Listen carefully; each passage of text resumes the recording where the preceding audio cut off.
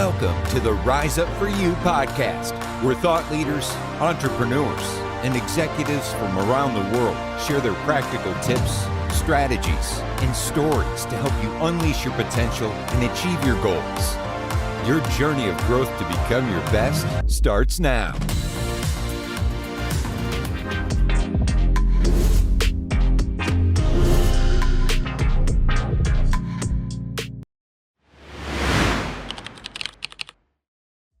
Hey everyone, welcome to today's podcast episode. Before we jump in, Netalina Nasruddin here. I wanted to let you know that, hey, when you're not listening to the podcast, when you're not watching the YouTube video, check us out on LinkedIn. We are constantly posting, adding value on LinkedIn, my team and I.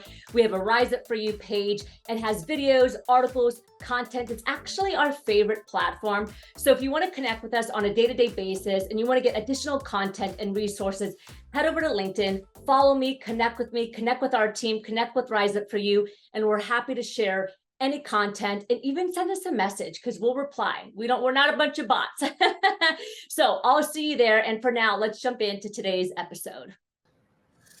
Welcome everyone back to the Rise Up For You podcast. This is your host, Netalina Nasruddin, and very excited to have our weekly episode with coaching conversations with our Rise Up For You, I would say, fire team, amazing coaches, amazing trainers, and very happy and excited to have our VP on today, Lauren Sweeney. Hi, Lauren.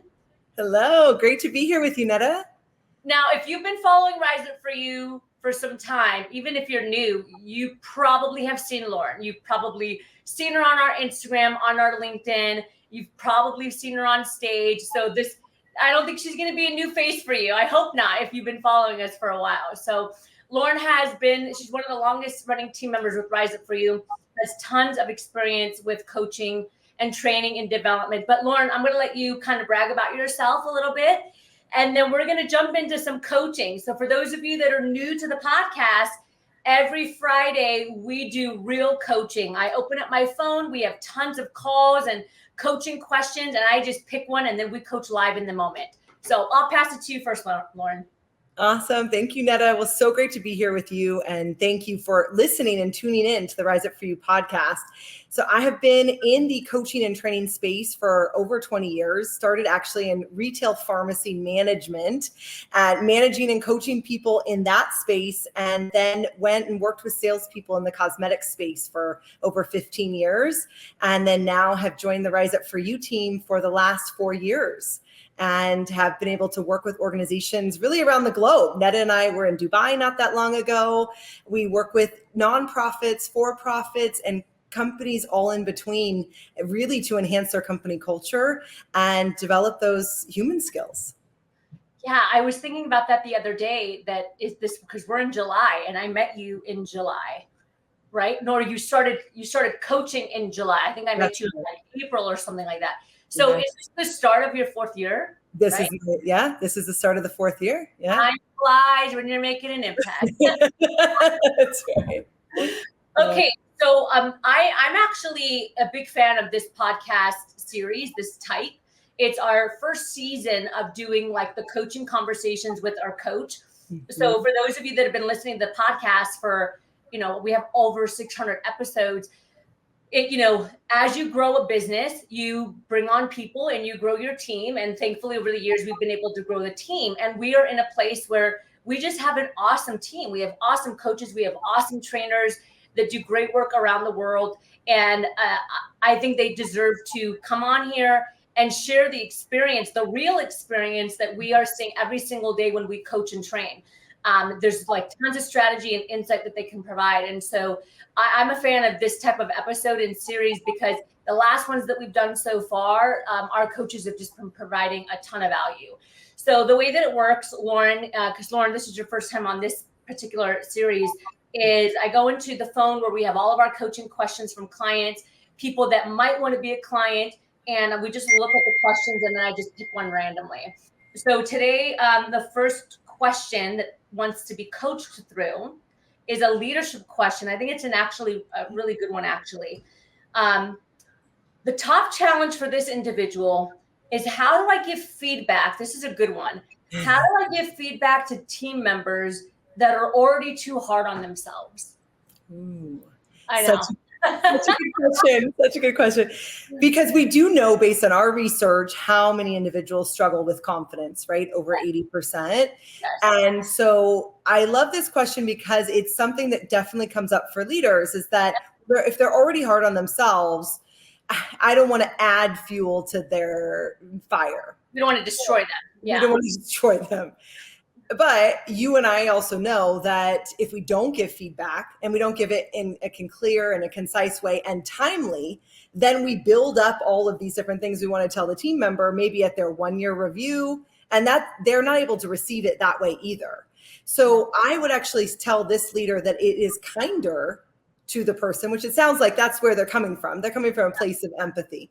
Yeah. It's kinder to give clear and concise and direct feedback early and often in a caring way. The other thing I would say is you don't have to like cut somebody down. We're not talking about like, let me chop your head off. We could give feedback in a way that comes from a place of curiosity, finding out, what was happening with the person. It doesn't have to feel like this formal situation that's all intense. Yeah, I love that. One thing that I would add is oftentimes when we think about feedback, we only think of constructive or negative feedback. But don't forget, there's also positive feedback, right? There's feedback that makes somebody feel amazing. And I'm totally guilty of this because I think it's natural for human beings that when we give feedback, it's usually on the negative side of things, even though the team member has probably done 1,000 things right. So when I was an executive, I realized that every time I walked into like the classroom or an office of somebody I was leading, I can see that there was like fear, right? That they were in trouble. Yeah. And I wanted to break that. And so I started to walk into classrooms and offices and just put a sticky note on their desk that said, hey, great job today. Loved that email that you sent. And I started giving like positive feedback and dripping positive feedback that I meant, by the way, not fake positive feedback, but real feedback so that when you do give that constructive feedback, you've helped build up their confidence a little bit, right? Versus all they hear is negative feedback and now they just think that they're doing a crappy job. So going along with Lauren's point, don't forget about like setting yourself up for success by also letting them know, hey, that email that you sent to the client the other day, that was a fantastic email. Or I noticed that every single day you get to work like 15 minutes before everybody else. I just want to acknowledge you for like going above and beyond. Those things can help so that when you do give that negative or constructive feedback, like they already know that like they add value and bring something to the table. It balances, it creates balance then to the feedback that you're giving. It's such a good point that feedback, we think, oh no, that's going to be negative, to your point. Yeah, go ahead. What were you going to say? And I also am thinking that we know that 5-to-1 ratio, to your point though, not it being fake, but building them up and looking for things they're doing well. Yeah. And then when we have something, then we're able to actually dive into it. I'm also thinking of a recent client that we helped give feedback, and she basically thought that like, I don't want to give feedback because, their confidence is low, but also I don't want them to quit. That's the other one that I've heard is like, they're going to quit if I give them feedback. And I think that's a limiting belief as leaders that we have. And then of course the behavior comes out that like, we never say anything, but other people see it around us. And it creates a certain culture that's not that great, where we have no expectations. Actually, that's one of our favorite things I think that we've been talking about recently. Can we talk about like empathy and expectation? Bring it in. Yeah, bring it on. Yeah. I think that's so relative too. I have a client that we were coaching recently, and we were talking about how she never gives feedback because she thinks that people will quit. So I was talking about if we have an expectation, that actually shows that we care and caring about the person as well. So now we're setting like a standard, and she started doing it, and she's seen such a change in the productivity of her team. People are not quitting. I mean, it was not good, Netta. They were like quitting left and right, and she couldn't figure out why. And so she just thought like, I just will like say nothing. But then the team member doesn't know what's expected. Exactly. And that does the opposite, right? Because you don't know what you're doing wrong or what you're doing right. You have no sense of like direction. So that I think that was a really great question. One thing that I just want to kind of bring in as we wrap it up is I know this question was about a particular team member because the question said like this team member. But for those that are listening, just always keep in mind that all your team members are different. So don't be the leader that gets stuck in like the cookie cutter methods, because all of your team members want something or need something different. So I know for me, and I think Lauren, you might be a little bit different. I don't need positive feedback. I love negative feedback because it just drives me. I'm like, what do I need to work on, people? Like, stop giving me like fluff and positive. Like, I want to know, like, and I recognize that like a lot of people aren't like that. You know what I mean? They need to hear the words of affirmation. So just be conscious about like who's sitting in front of you and what do they need and what's their style of like receiving communication from you. Yeah, 100%. Yes. I'm not like Netta. I do like some balance in the feedback. But to your point, everybody's different. And so that's the other thing I would say is make sure when we give the feedback, like it's either video or in person, so you can read nonverbal cues and you'll know how the team member's taking it and you can catch it. You like, let's say they're about to cry or they're, because this team member's, the leader's worried the team member is, can't handle anything. Pay attention to what's going on with them. And that way you'll be able to trust your intuition and know how much feedback to give, when to give it. Like that'll really make a difference too, so that you don't have to think, I can't ever give feedback to them. Yeah. Something just came up for me when you were saying that. I think it's also important for leaders to exercise vulnerability. I don't have kids yet. Hopefully I do one day. But there are moments where I'm with a team member where I have to speak to them as if they're like a child that's sitting in front of me, which requires you to be vulnerable and requires you to be able to say something along the line of, I really value you here at work. I understand that you're really hard on yourself. And there's probably times where you feel like you're just not enough. We've had these conversations. I know that, you struggle with putting your best foot forward because your fear of failure. Like it's okay for you to have that vulnerable conversation, but many of us don't know how to, right? Because we're not used to being vulnerable and like being like coming down and like just sitting across the person and having an authentic conversation. So I also encourage that you role play that and you have that kind of conversation with yourself in the mirror so that you can do that with your team member, because I think it's all about intent. If you can set the intent with the team member and let them know, like, I do care about you. I do want you on this team. You bring a lot of value here. You are doing amazing things for this company. Here's A, B, C, and D that you've done. And I want to see you grow. And these are the things that these are the things that we have to work on. They're going to take that a lot more better, right? Is that good grammar? A lot better.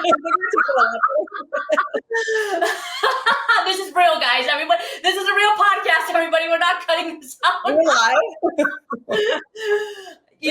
going to take it they're going to take it better than if you sit them down and you're like, all right, like, here's what's not working, so let them know that you understand how they feel and what's going on, because you've also been there. We've all been there.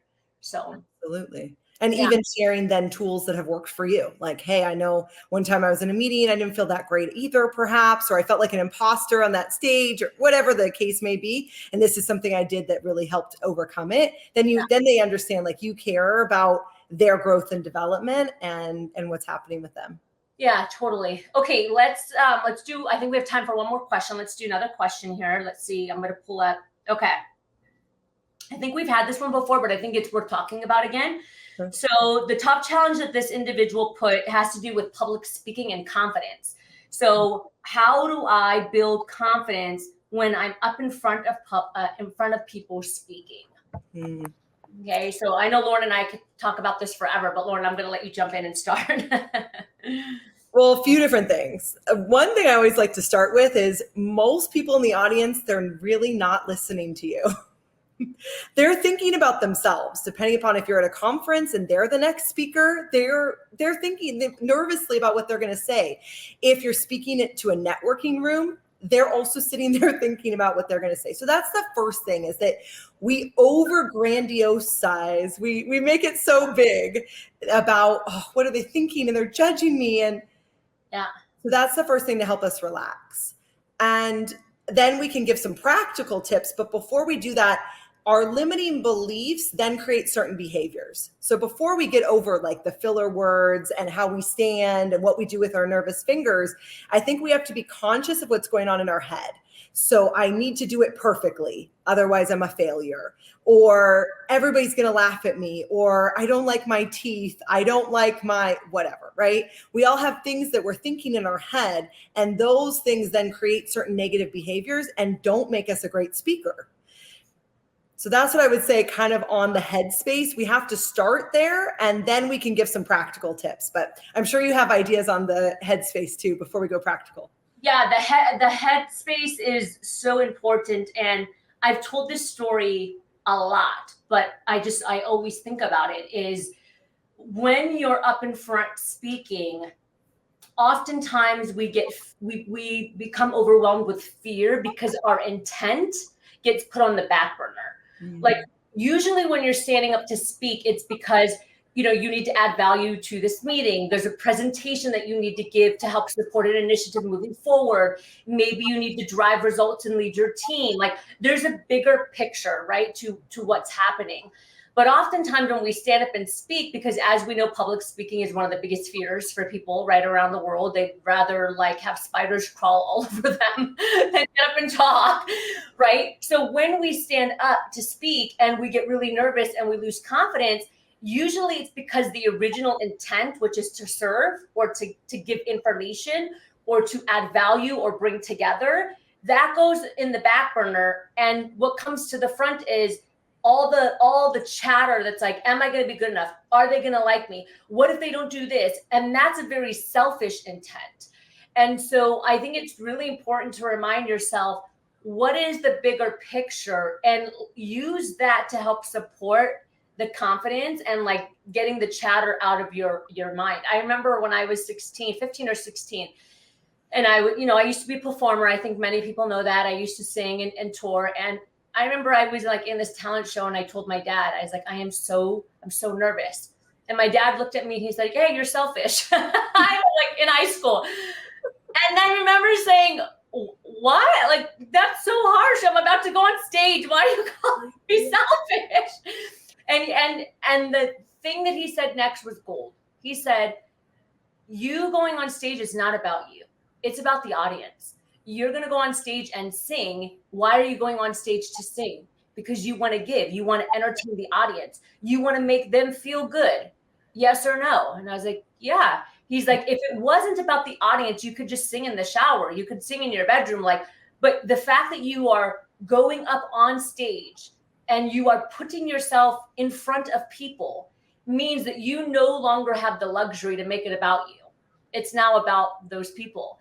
And that changed my life forever. And I remember thinking, well, yeah, like if I'm going to go up on stage, it's no longer about me. And that has really served and helped my confidence, because now I'm not going on stage all in my ego. I'm going on stage with the intent to serve.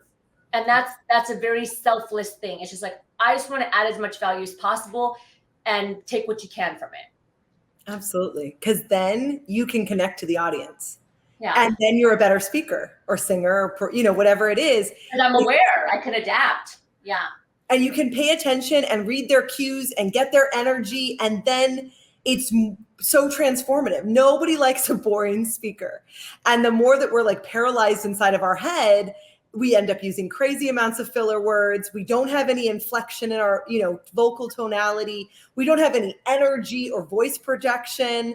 And then people are disengaged, and we're getting what we feared the most. Yeah. So if we can do what you're saying and really just be there to serve, whether it's a board meeting, it's a stage with 1,000 people, or it's a day-to-day interaction with like our smaller team, whatever the case may be, if we're focusing on the other person, we can see how they're receiving our energy or not, and we can pivot, and that's just being emotionally intelligent. Yeah, absolutely. And the other thing that I would say that is more I would say surfacey or external that Lauren, we were mentioning earlier to talk Yes. about, is set yourself up for success. Okay. So remember that the external factors of confidence help support the internal factor, right? So whenever I speak, and same with Lauren and same with a lot of our team members, we make sure that we look fire, we look amazing, because we know that if we like look in the mirror, we're like, okay, I look great today, right? Yeah, like that right there just helps boost the confidence of how you're going to show up, because half of public speaking is your delivery, like your presence, right? So find that outfit or find that t-shirt or that blazer or that tie or whatever it is that when you put it on, you're like, yes, like I look great and I'm ready to go. Okay. The second thing is practice using strong tonality in your voice, because it is a practice. You know, right now I have my stage voice on, I would say. Like, do I talk like this on a daily basis with my family and at home? No. But I know that right now I'm trying to send a message. So my voice is going to be stronger. It's going to be louder. It's going to be a little bit more assertive and clear than if I were just talking day to day. And so practice speaking in this voice, right? Practice speaking in your like stage voice per se. Okay. And I think those two things will really help and guide you so that when you do get up in front, the first two things are already like ready to go. And then the third thing is practice what you want to say. Now, that doesn't mean you have to memorize it, but just practice in your brain where you want, like, what's the journey? Even if it's a 15-second elevator pitch, if you're going to a networking event, right? Even if it's 30 seconds of you delivering a presentation on leadership initiatives or a project that you've been working on. I mean, Lauren and I speak on stages all over the world. I speak constantly and I still practice. Like I still think, okay, I want to say this and go there and move here so that when I do get up in front, like I'm ready to go and I don't have to stress or worry about what's going to come out of my mouth. Yeah, 100%. And sticking on that kind of practical side, I know that we also talk about like move your body beforehand. And Netta even has an Instagram post about it where she's like fidgeting and kind of dancing and move your body, because when you get stuck, then the energy gets stagnant and you get more nervous. Yeah. So do you want to do the opposite of just like sitting patiently and like waiting for your turn? No. Like move around, go to the bathroom, do a little dance party. Nobody has to see you. And also figuring out a place to put your nervous energy. So I like to, if you're seeing us visually, like push your fingers together. This doesn't look weird if you're in a meeting. Your hands can even be under the table. If you're on a stage, it also doesn't look weird. You don't want to be fidgeting with your hands and playing with your hair and like looking awkward. Then the audience knows maybe how nervous you are. Yeah. You want to channel that nervous energy so it has like a constructive place to go. Yeah, absolutely. Absolutely. Great questions. Two very important questions that were different, which I like. So thanks, Lauren, for joining us. And thank you everyone for tuning in. If you have questions, if you're a client, if you're not a client and you're listening to the podcast, feel free to message us. You can send a message on Rise Up For You. We're at Rise Up For You on all social media platforms. So we're very active on LinkedIn and we're very active on Instagram mainly. So, and of course, YouTube, we're here on YouTube. So drop a comment, send us a message at Rise Up For You on any platform with your question, and we'll make sure to put it in the next episode. Every single week, our coaches are coming in and they're adding a ton of value because we do this every single day. Like Lauren, the team, myself, every day we're training, we're coaching people from around the world. So the insights that we're providing are in real time, meaning like we're seeing these things happen on a day-to-day basis. We have a 91% coaching success rate and a 95% repeat client rate. And I say that only to tell you how amazing the team is and how much deliverability we can provide and growth we can provide. And this podcast is totally free. So ask your questions. This is a great opportunity to get free coaching. Our team will answer them the best that we can. Lauren, thanks for joining us today. And just as a reminder, everybody, the Rise Up For You podcast, we release episodes twice a week. Earlier in the week, it's a podcast with myself and a thought leader from around the world, an entrepreneur, an executive, and we just talk. We go through their journey, hear their stories.